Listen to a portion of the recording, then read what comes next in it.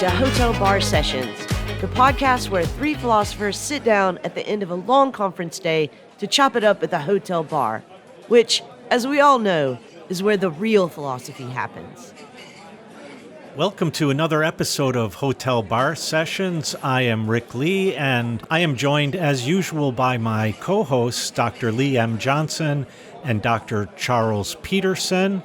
Today we are talking about artificial personhood. But before we do that, Noelle is standing by for drink orders and rants and raves. So let's start with you, Charles. What are you drinking, and are you ranting or raving? Noelle, I need 2 fingers of Uncle Nearest bourbon. No rocks, don't rick it, just 2 fingers neat. I am raving today about the power of dignity and self-control.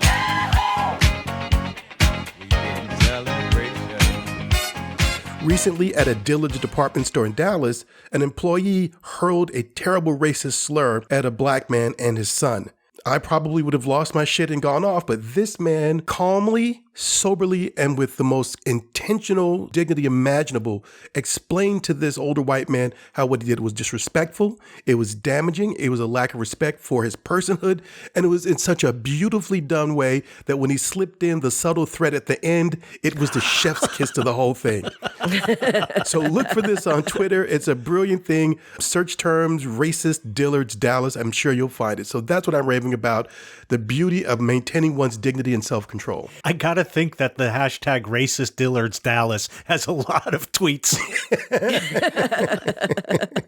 Lee, what about you? What are you drinking, and are you ranting or raving? I think I'm just going to have a martini today. I'm going to keep it simple and classy. Today, I am also raving, and I am raving about goat fights. I want to clarify that I'm not raving about fights between goats, but fights about goats. And so I'm not talking about barnyard ba goats. I'm talking about the greatest of all time. Oh. So it doesn't matter what you're talking about. If you're talking about music, if you're talking about sports, if you're talking about philosophers, when people start arguing about who is the greatest of all time, these are the fights that I'm here for. I love these conversations. They're so passionate. They involve such a unbelievable amount of hubris that I just think there's almost nothing better that humans can fight about. So I'm raving about goat fights. I also want to introduce our special guest for today, Dr. Regina Rini. She's an associate professor and the Canada Research Chair in Philosophy of Moral and Social Cognition in the philosophy department at York University. She specializes in moral philosophy, epistemology, political philosophy, and the philosophy of cognitive science, with a particular focus on how new technologies like social media and AI change the norms that underwrite our social lives. Her most recent book is The Ethics of Microaggression, which was published by Routledge in 2020, and I really encourage everyone to go out and buy a copy of this and to use it in your classes. But we're really glad to have her with us here today. So Gina, welcome to Hotel Bar Sessions. We want to know what you're drinking and what you're ranting or raving about this week. Thanks so much for having me here. So I will have a Prosecco, something bubbly Nice. light. It's summer. I'm also celebrating. I'm just starting a sabbatical, a book writing sabbatical. I hate you. I've been teaching 11 years, and this is my first one. So I'm wow. really going to enjoy it. Congratulations. That calls for 3 glasses of Prosecco. Maybe every day as I start writing. Yeah. I'm going to rave about the concept of reading new novels from authors you like without knowing anything at all going in.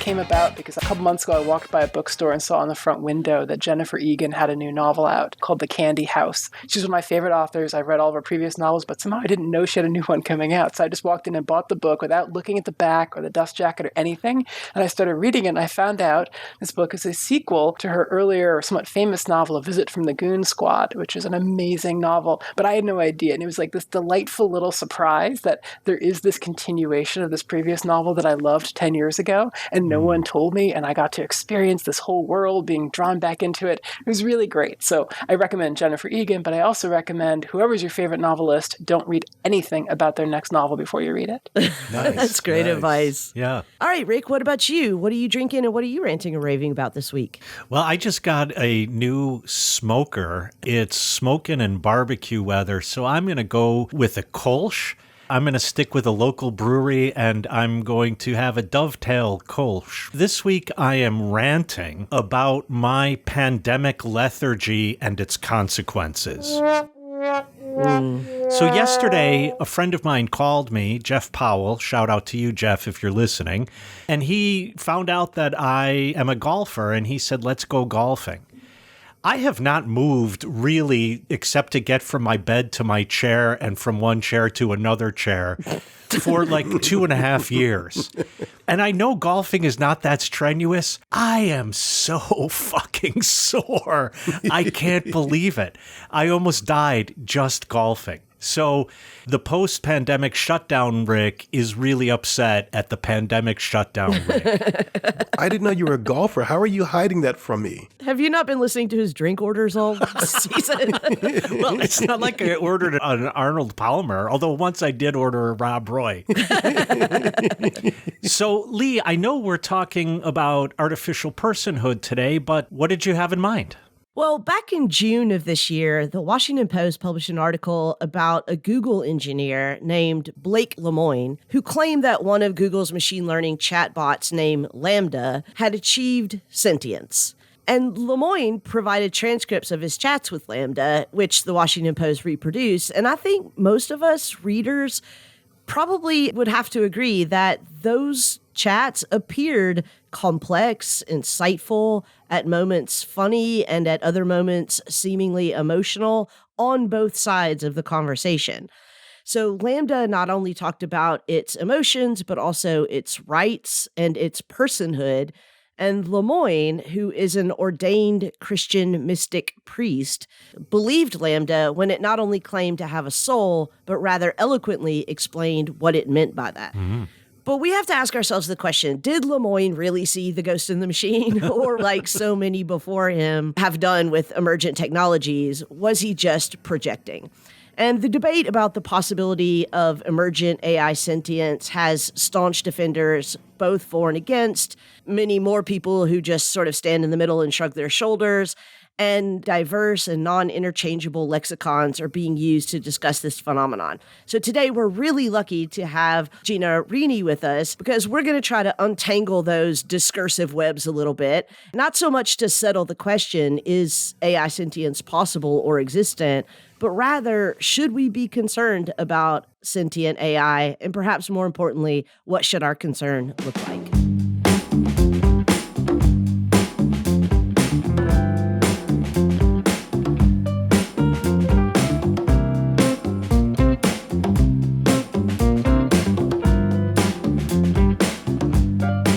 So Gina, you wrote an essay for The Guardian entitled, Should We Worry About Sentient AI? And of course, our listeners want to know what your argument in that piece was, but I also want to know what led you to write it. Funnily enough, it was originally a Twitter thread. When the news first came out about Blake Lemoine and this Lambda bot, I was actually on vacation. And unwisely, I was like, I can't stop thinking about this. I've got to write about it. A really bad instinct to have when you're on vacation. So I wrote a Twitter thread. And a lot of people were really interested in that. And so then The Guardian contacted me and asked me to work it up a bit more formally and make it more of an essay. And so I did that. I've been thinking about this stuff for years. I teach a class on the philosophy of artificial intelligence. I teach a different class on the ethics of machine learning. So I think about this stuff all the time, but I hadn't really had a chance to put in writing my fundamental worry about what the long term is for how we relate to some future machines. Basically, I don't think that this chatbot is sentient. I don't think it has a mind. I don't think there's anything it's like to be this chatbot. We can talk in a minute about why. I'm pretty confident that this thing isn't actually a person.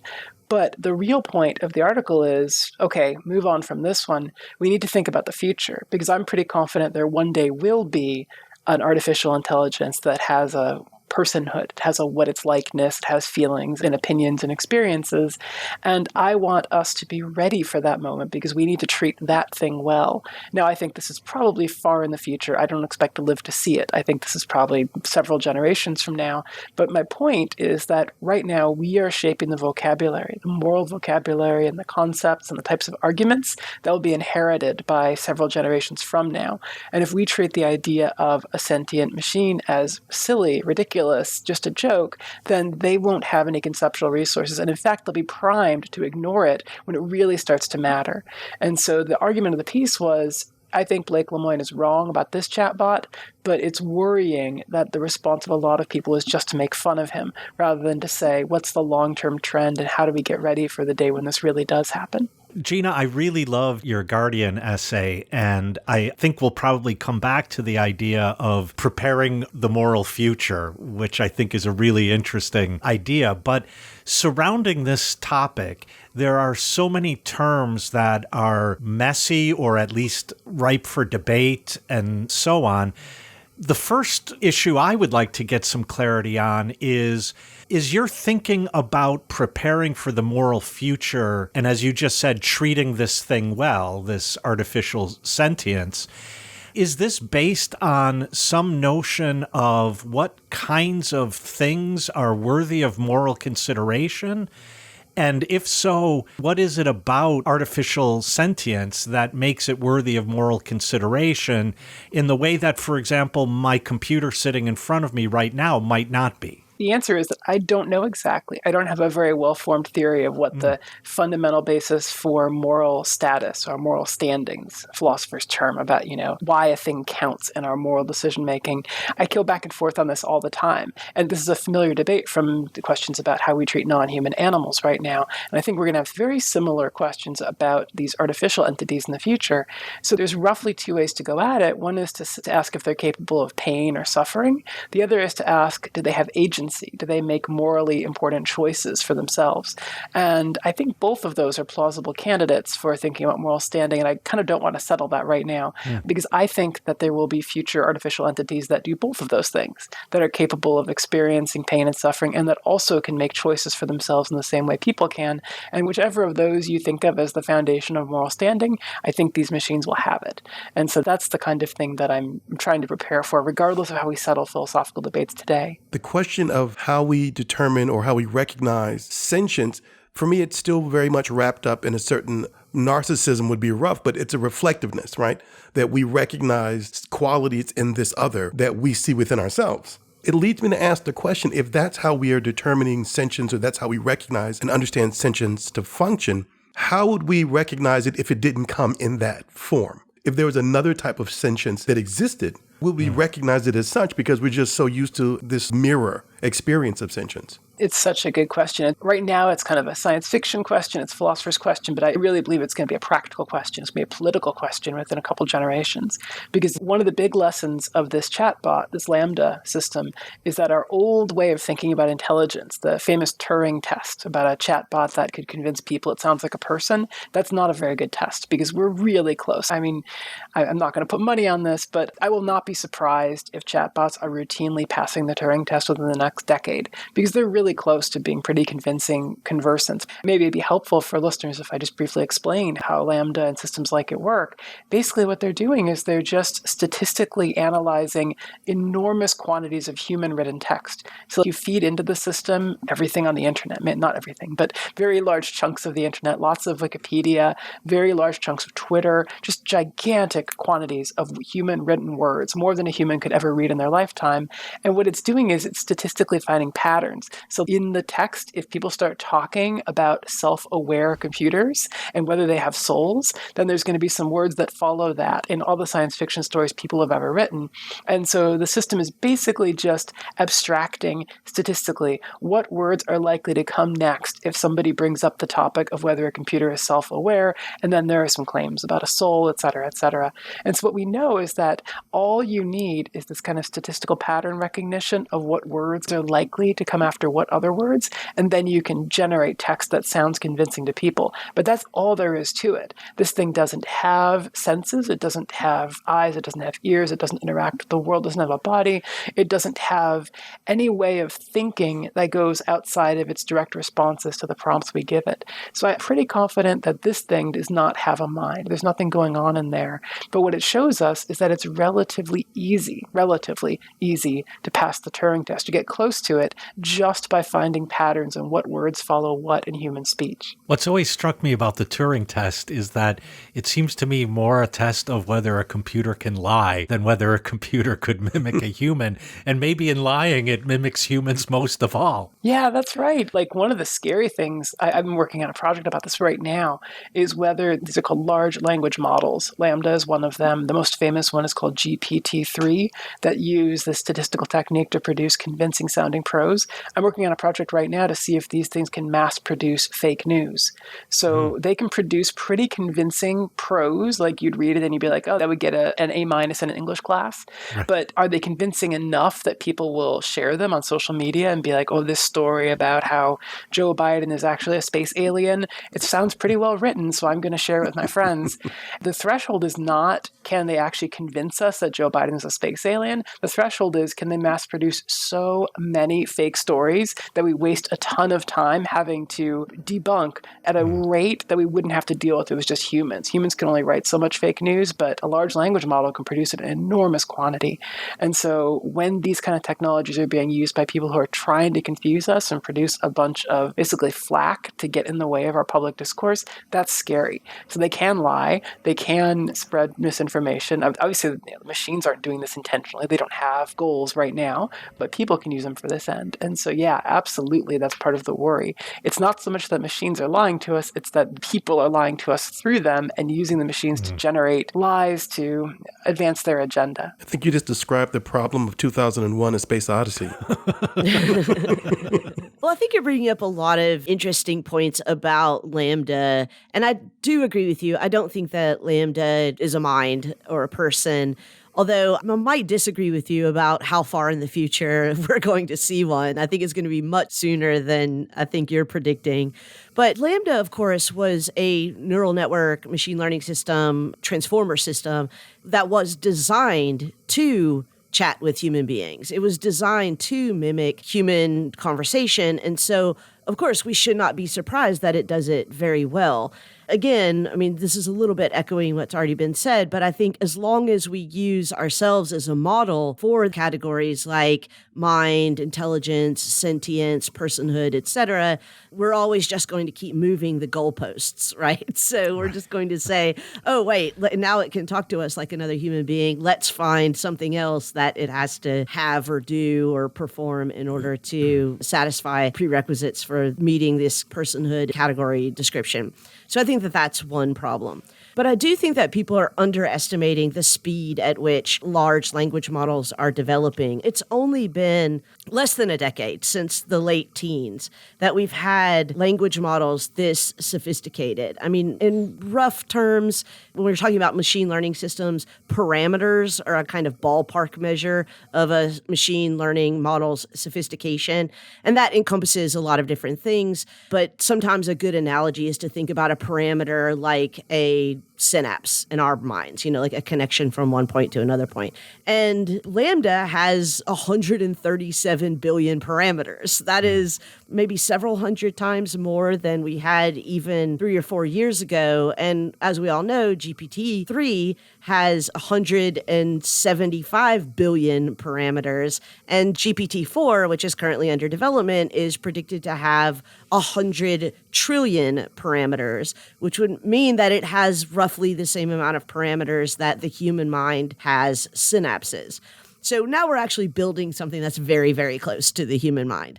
My worry is that we, again, keep moving the goalposts so that even if we get a machine that is evidencing maybe epiphenomenally, right, all the things that we would recognize as a mind or a personhood or sentience, we're still going to keep going back to these weird things like it doesn't have a soul, it doesn't have feelings. I wonder, how do we just get around that barrier in our own conceptual imagination? Yeah, I want to answer that question, but I want to push back just a little bit on something you just said. I'm going to play the techno-pessimist for the moment, even though I do think these things are eventually going to be persons. I want to push back on the point you made about synapses, because it might be true that you get a very large parameter language model, but it's still only a language model. All it does is language. And the really crucial difference with human synapses, with human brains, is that each of those nodes in a neural network in a human brain does more than one thing. Most of them do more than one thing. They are multisensory. They're integrating information from across a variety of senses. They involve memory retrieval. They involve emotional processing. They do all kinds of stuff. And large language models currently only do one thing. They just do language prediction and processing. And so basically, it's using the same connective economy of the human brain to do only one of the things humans can do. Right. And so that, I think, is a reason to say, yeah, I agree with you that these language models are going to be incredibly impressive for language use soon, but they are essentially not going to be able to do anything else. And so the really impressive thing, which I think will happen, maybe the difference between us is that I think this is going to take generations, but it's going to require these systems be able to integrate not just language, but also sensory input, also some ability to control the motor processes of some form of body. It might not look like a human body, but a robot or something. They're going to involve integration of all these different things people can do. Yeah, I agree. And I think the one barrier there is that robotics is not moving as fast as artificial intelligence. It's very hard to put these machine learning systems this sophisticated into anything like a body that might be able to accommodate something like sensory input or something. Yeah, but your more fundamental question, I think I agree with you about, is we do have this limit on our sympathetic imagination. We want an entity to be like us in some respect before we're willing to accord it moral respect. But here's the problem. It sounds like we're saying, oh, we're doing such a bad job of being open to other possibilities, but it's not like we have another choice. The alternative risk here, it's really dangerous to be overly permissive in what we accord moral status to, because once you start according moral status to things, you have to make sacrifices and choices. Like corporations. Corporations, yeah, right. Corporations, absolutely. Rocks, little bits of sand on the beach. If you take it really seriously that everything, if you were to, in theory, allow anything to have moral standing, then we'd be at a really difficult position of having to decide how to prioritize. I'm not even sure we know how to do that. And we just end up going back to saying the things that are like us are at the top of the prioritization ladder. It just replicates the same thing. So I feel like we kind of can't get out of this. I feel like that there is an interesting conflict that appears to me that you're right. Oh, I agree with you that it takes a high level of similarity for us to begin to bestow moral value upon an other, a thing, and that's important and necessary going forward as we see AI evolve.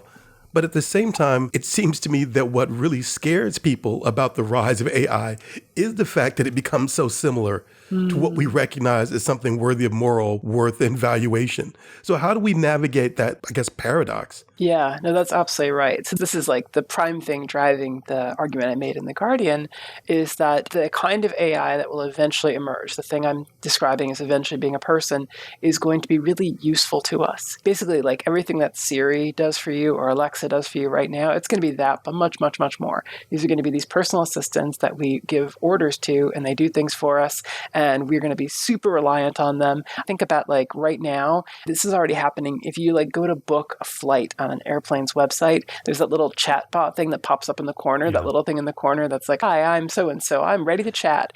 And at least initially... That's how I start conversations. Exactly. It's a very, very natural human way of introducing yourself.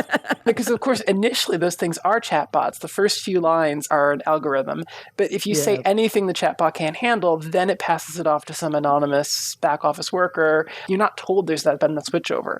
And I think sometimes it might switch from one person to another, from line to line, depending on how they organize the customer service thing. So what you're interacting with is a kind of a cyborg entity that is just there to serve your needs. And it's made up partly of that simple algorithm and a human being. You're not told about the transition between the two. And we're basically being trained over time to expect that service entities are going to act like people and that they're there just to make us happy. And we don't need to care about who's on the other end of it, or whether there is anyone there on the other end of it.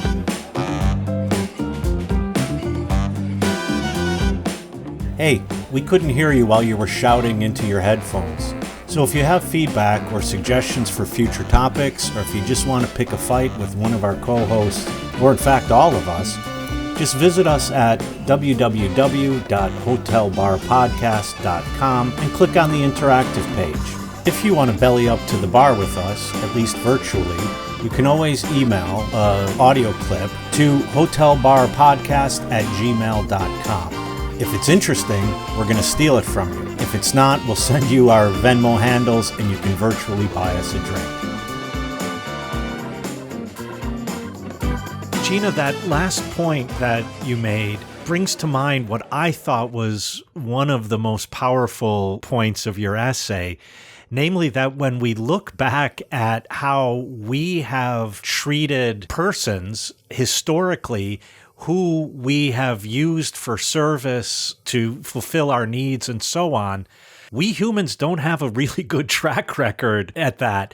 And so I'm wondering, is that part of your concern about dismissing and laughing at Lemoyne's claims about Lambda being sentient, that, wait a second, we've done this in the past with all sorts of human entities, so let's be a little bit morally careful here? Yeah, absolutely. Over and over and over again, if you give people a choice between disrupting convenience in their own life and acknowledging the moral standing of some entity they were previously exploiting, they're going to choose to go on with the way their lives currently are. And they're going to look for any excuse for that. So the really obvious examples we can think of are the way Europeans treated indigenous people all around the world, the institution of slavery, the status of women in most societies around the planet. Including ours. Yeah, exactly. These are even the obvious ones, but there's even less obvious ones people might not think of. One, I think, is basically how we conceive of non-human animals, even pets. Even like a century ago, people tended to think of even their household pets as something like robots, the way we think of simple robots now, automata. There's nothing going on inside. They're just there to be in the house and look cute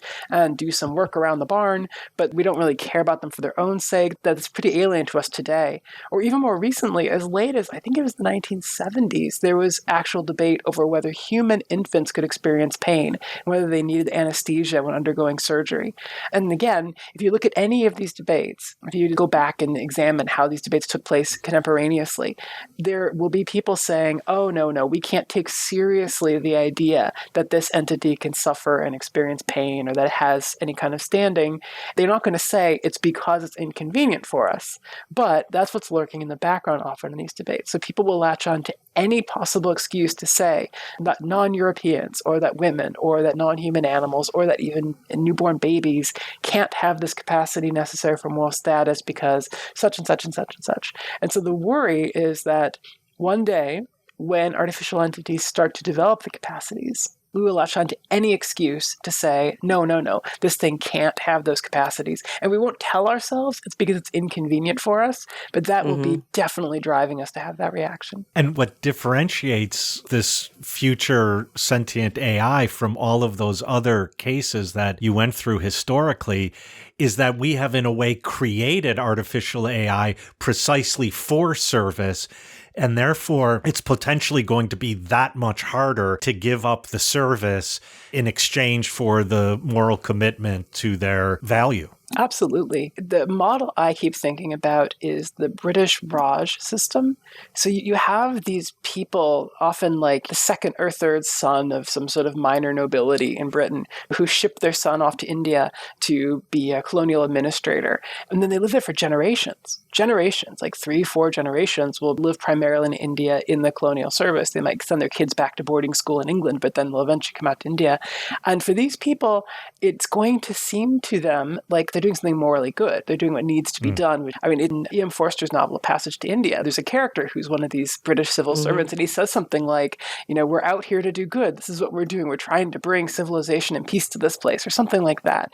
And I think some of these people genuinely believed that, and it's because it's all they knew. They were raised in the society, 3 or 4 generations of British colonial administrators in a place telling themselves they're doing the right thing and refusing to see. I don't want to say refusing. It's not willful. They can't see that what they're doing is perpetuating a system that's exploitive and that's meant to convenience themselves and their own country because they have this way of seeing it as being something good. And we, I think, are right now sowing the seeds for having the same attitude towards these artificial persons of the future because we're conditioning ourselves to be used to interacting with them as service entities, and we're telling ourselves that we're doing it for good ends. We're accomplishing good things like freeing up our time to spend time with our kids. And this is all true. We are trying to do good things, but at some point point we're going to cross the threshold where those good things are coming at the cost of something very bad.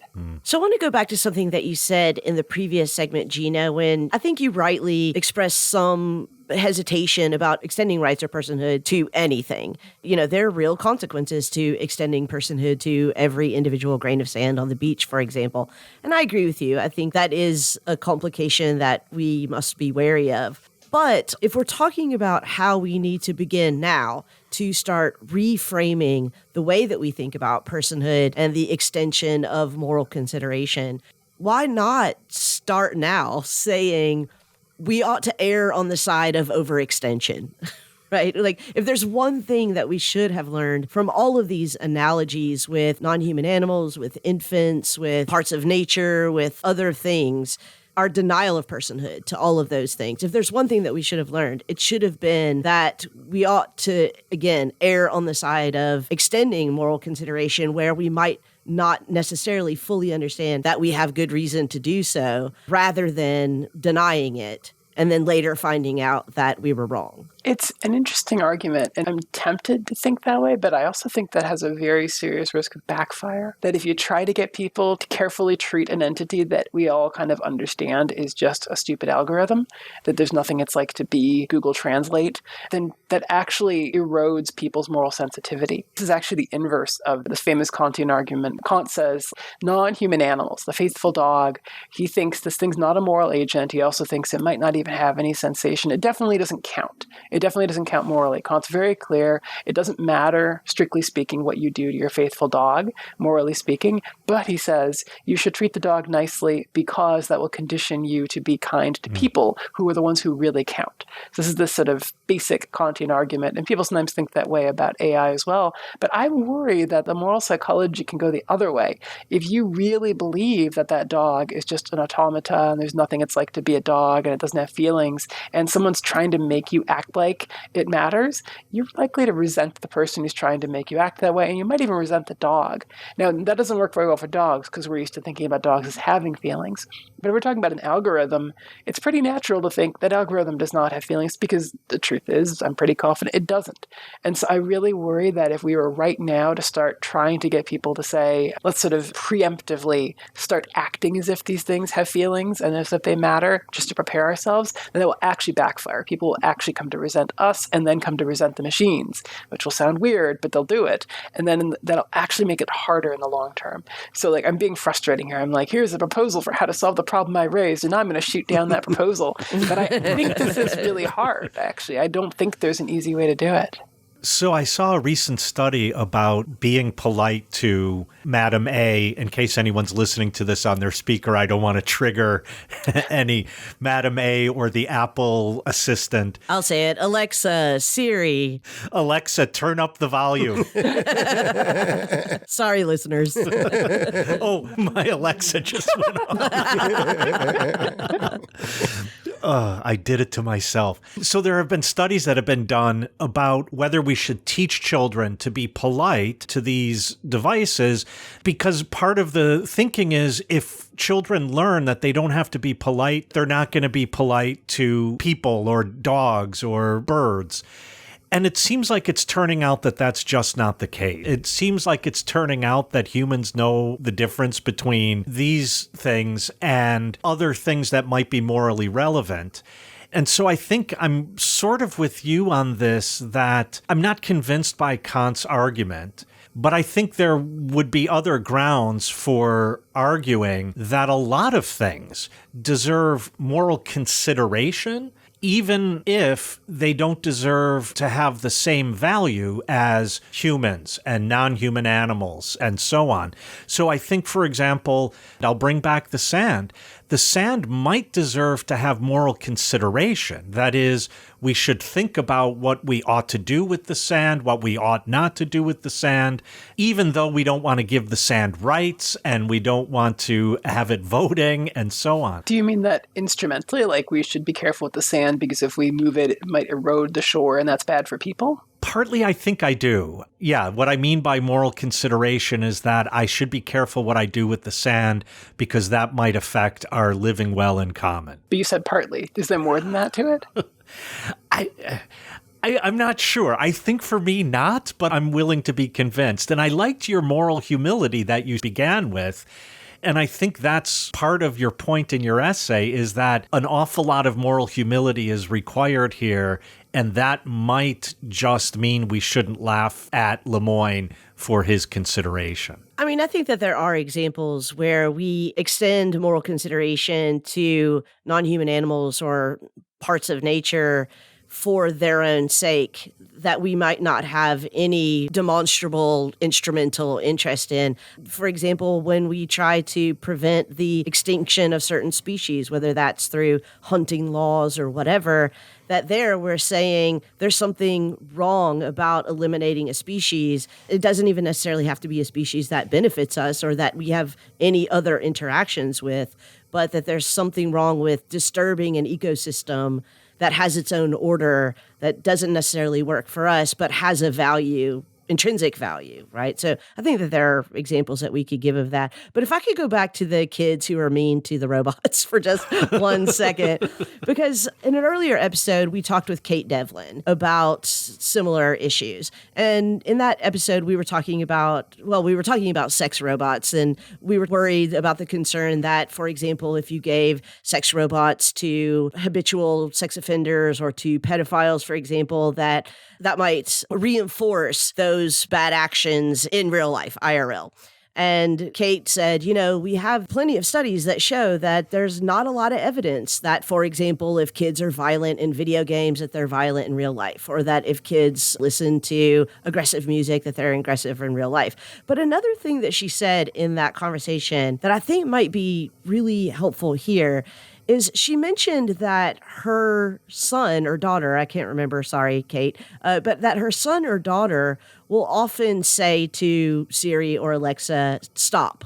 But she says, but my child knows not to say that to another human being or to another child. They would never do that. They would never say, stop or be quiet or whatever to another person. And that this is how intelligence works, is that we have different domains of action and there are different rules often in those domains. And this is where I think, to close the circle back to where we started in this conversation, that there are good reasons to begin training, for example, college-age students and younger, school-age students, in the kinds of principles that I was proposing before, the overextension of moral consideration, for example, because they have a different understanding of their world with technologies already. And they have a way of understanding how to incorporate these things that, and I think Gina's right about this, that adults would feel resentful about being made to respect or being made to extend moral consideration to. But you know what? Those grown-ass adults are going to be dead by the time this matters. So if we're looking really to prepare a future, it seems like, let's really change how we're talking about these things. But I think part of what I understand Gina's saying is that these younger generations are going to learn how to interact with future beings based upon how we demonstrate, model, and teach them now. Yeah, that's what I'm saying. So let's model differently for them. Yeah, he just said that like us grown-ass people just aren't going to do it because we're just caught. Well, we're not teaching 50-year-olds and 60-year-olds how to be moral agents anymore. Nobody's teaching, unfortunately, no one's teaching. I was going to say, unfortunately, the fact that we've given up on them is really tragic. And we're seeing the fruits of that. But we are teaching school-age children and college students how to be moral agents. Indeed. I think that the crucial point probably comes younger than that. I think you're right about this, that it's young kids who are most likely the entry point for conceptual possibilities. Yeah. So if you allow young kids, if you encourage young kids to interact with technology in a respectful way or an open way, then you leave the possibility that 50 years from now, when they are the ones calling the shots, they are going to be more open to what these things might be like in the future. And I think the best model for that is the last century of how people relate to pets. Like I mentioned before, a century ago, most adults thought of pets as this thing you treat as property and you don't really care about. It's not really part of the family. And that change happens gradually over multiple generations, where it becomes a widespread practice to have a dog or cat in the house, grow up with this animal around them all the time. By the time they're adults, it just seems strange to them to not treat this thing as part of the household. And then we skip 3 or 4 generations forward, and now everybody everybody who's an adult today, almost everybody who's an adult today, shares that kind of attitude. And that does start with people just becoming sensitized to the possibilities of interaction. So I do think that there is this possible future. The worry, of course, is that people who build consumer robotics and consumer chatbots are also aware that their future customer base is currently in its childhood. And they will try to exploit that by strapping onto the bits of empathy. They will find ways of making robots with cute eyes, and they make cooing noises, and basically they're designed to build brand loyalty for their particular products.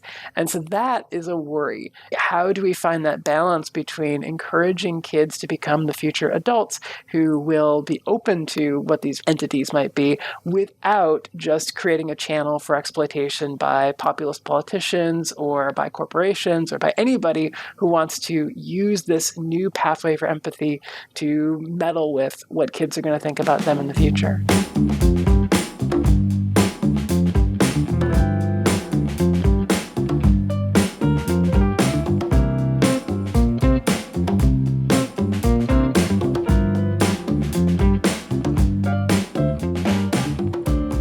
So looking forward to this future world in which we might be coexisting with sentient AI, or our children or their children or our grandchildren might be, I want to ask you, what are some questions that we're not asking now, specific questions that we really should be asking? And also, what are some assumptions about the emergence of sentient AI are we making now that we should not be making?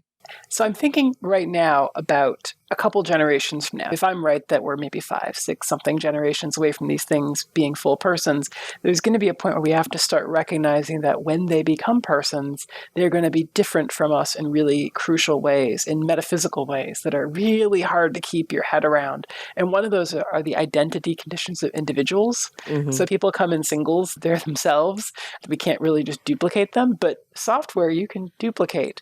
And so if we reach a point where an artificial mind can be simulated or constructed or whatever you want to call it, maybe it's not yet a full person, but it's functioning like a mind very much on the cloud. And then someone can just hit copy paste. And now there's another one with the exact same personal traits, whatever you want to call that. And so then the question is, do we think about this as multiple manifestations of the same person? Do we think about these as something like digital perfect duplicate twins in the same way we think about humans that way? I don't know. I don't have a proposal for this, but these are questions that will have to be settled politically, because eventually these systems, if we stop exploiting them and eventually 5, 7 generations down the line, acknowledge them as persons, we're going to have to answer questions about what kinds of rights do they have? Do they get to vote? Do they all get to vote? If there are millions of copies of one, do they all get to vote once? Do they vote collectively millions of times?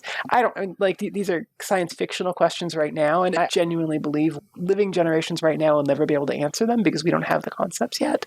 It's going to take generations to work it out, but at some point that has to become a serious conversation that people are willing to have, and not just a science fiction story or something to laugh about with your friends. Right now, it's not real, but it's going to be, I think. And so finding a way to sort of edge toward that, where we can ask those kind of really strange science fictional metaphysical questions with a straight face, that's a challenge. One of the things in your essay that I had never thought seriously about in this context of the moral status of AI and so on is the way in which you emphasize the development of language. In the previous segment, we talked a lot about developing moral agents, children as developing moral agents. And in thinking through this point in your piece, one of the things I began to realize is we're not really sure how moral agents develop, and language is probably a huge part of that. And what's difficult about that is language is like the air. We don't notice it. It's just all around. And yet, I think your essay does a very nice job of pointing out that we need to start developing language around these issues. We might not get it right tomorrow. Our current students might not get it right, but we need to start developing language around these things. So you just pointed out one important issue about identity. But another important issue is the ways in which, particularly I think in North America in general and other places around the world, the question of bodily integrity has become huge in all sorts of moral philosophy and political philosophy. But if, as you were pointing out, the intelligence part of AI is widely distributed around the world, what kind of integrity do we offer that thing? I, for one, don't think that the idea of AI personhood makes sense. And for this very reason, that AI is never going to be a singular entity, a thing that is identifiable with itself alone. And so I think that we do have a way of talking about, for example, group identities. And if we encounter sentient or conscious or whatever AI, that we're going to have to start interacting with it as we interact with groups and not as we interact with individuals. And we certainly have ways of doing this, right? We can talk about the way I interact with racial groups, with gender groups, with national groups or religious groups.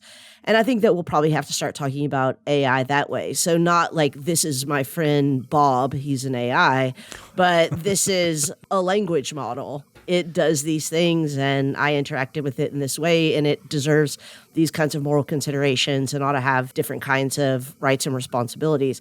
So I do think that we're going to have to drop the way that we talk about personal identity now, which shouldn't be surprising, right? If we're talking about an entirely different entity that is constituted in a dramatically different way than we are. I want to push back on that a little bit because I want to agree with you that we need to expand our conceptual vocabulary. We need to be able to talk about this kind of groupish thing, but I don't want to assume that's the form this is going to take. I mean, it seems to be possible that there will be future entities that will conceive of themselves in much the same way we do, in part because they're modeled on us. And so some of them, even though, as Rick points out, the physical instantiation of their minds might be in the cloud, it might be distributed around the planet, they might nevertheless conceive of themselves as a single subject of experience in much the same way we do. If you talk to a person, if they're just a replaceable example of a demographic group, they'll probably resent you. I mean, we just don't know. We don't know what these things are going to be like. There might be some that are like people, and then there's some that are like this collective entity. We don't know.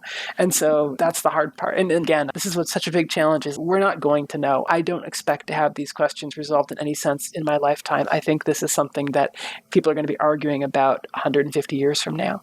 So that's a real challenge, is how do we set the groundwork for that debate when we ourselves are not going to be part of it? I agree with you and also want to push back a little bit because I think that it's entirely possible that we could interact with AI that present themselves to us as distinct individual things that think of themselves in their interaction with us as distinct individual identities.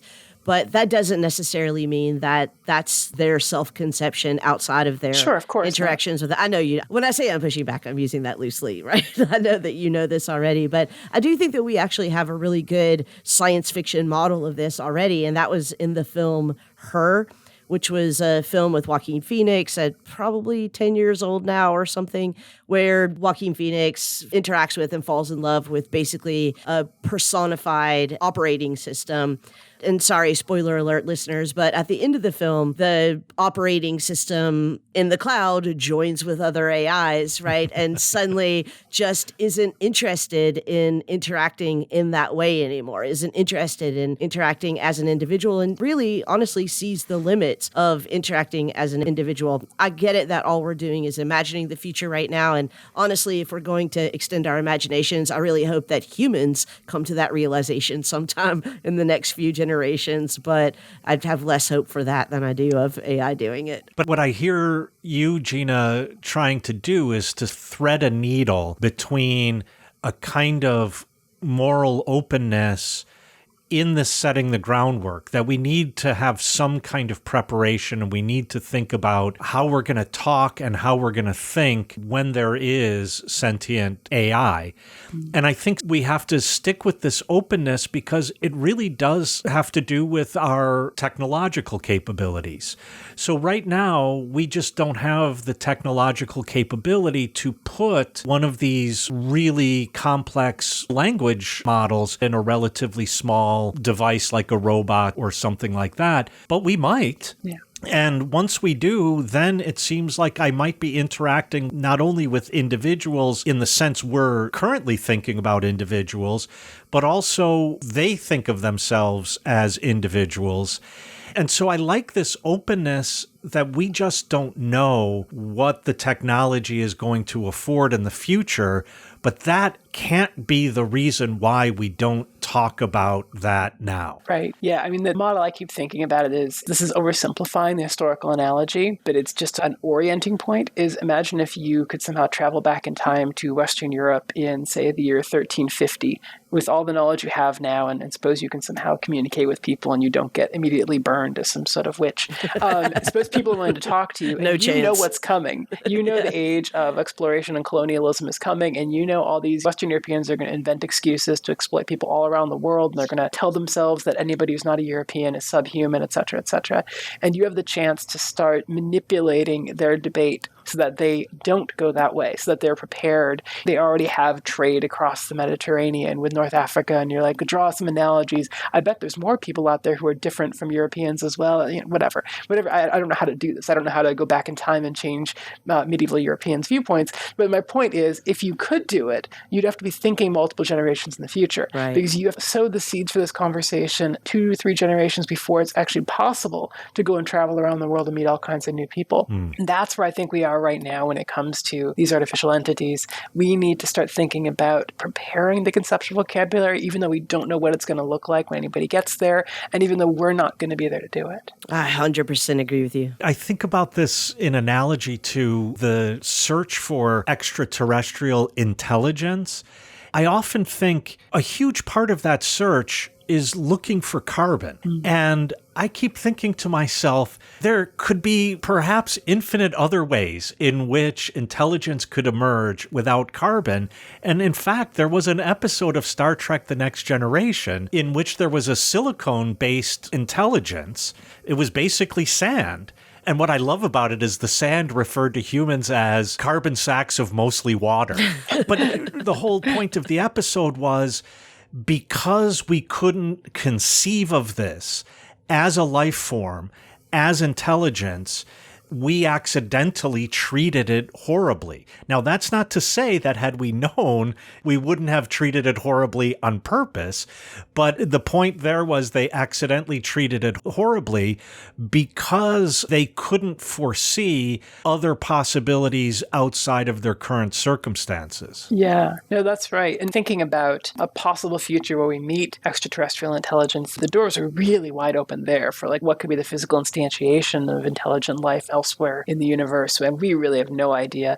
And I don't know whether that will actually happen. I mean, who knows? But if you think it will, you can think about our interaction with AI as like a test run for that, because AI is not going to be as alien as actual aliens. We know we're modeling it on ourselves. We know it's going to be based upon the elements and physics we interact with regularly on Earth. We can predict some constraints on what it will be like. We have almost no predictions of what some sort of extraterrestrial intelligence might be like. And so if you think that one goal of long-term human preparation is be prepared to interact with truly alien intelligences, a good practice run is what do we do over the next 2 or 3 generations, 2 or 300 years?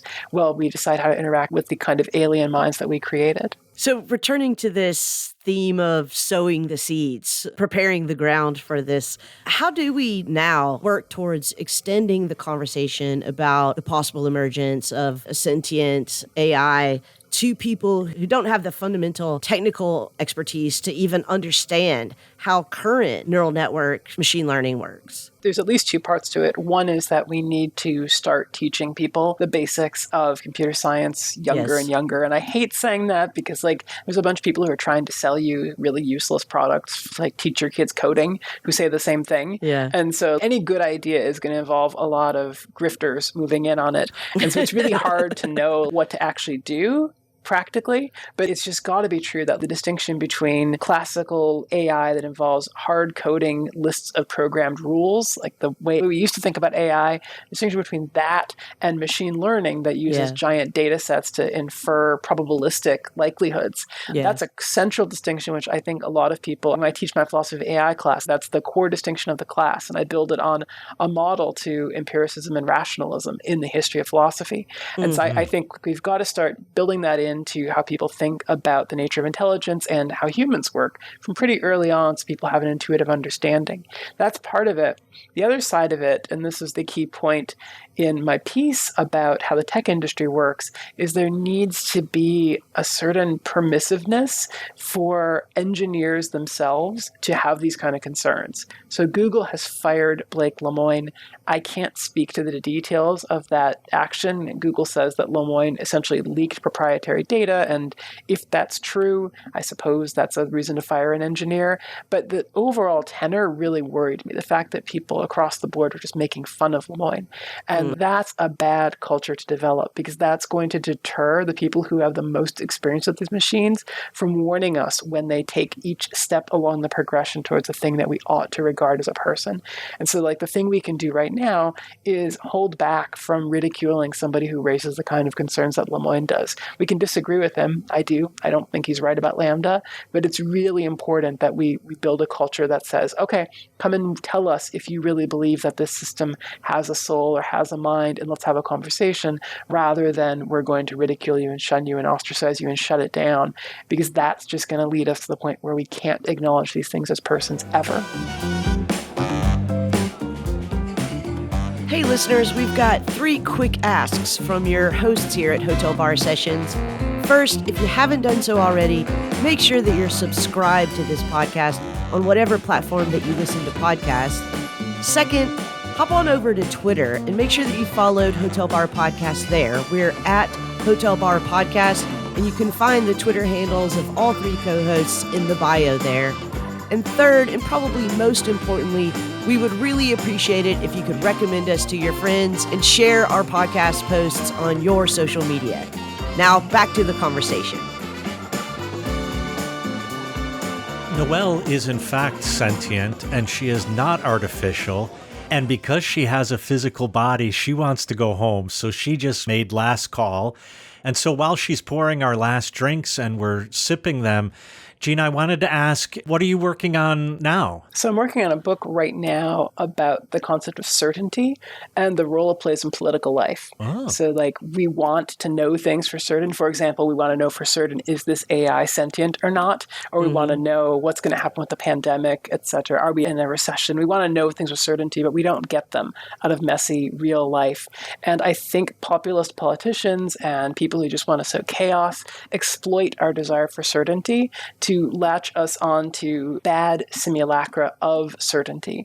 And so the part of the book is to look back at historical investigations, people like Descartes or Zhuangzi, who are approaching this question of how we can have knowledge from different directions and trace the political implications for contemporary life. Well, one thing I know for certain is that it helps this podcast out a lot if you listeners would go visit our Patreon page, which you can find at patreon.com/Hotel Bar Sessions. Try to throw a few dollars towards the podcast. It really does help us out, and we appreciate you listening.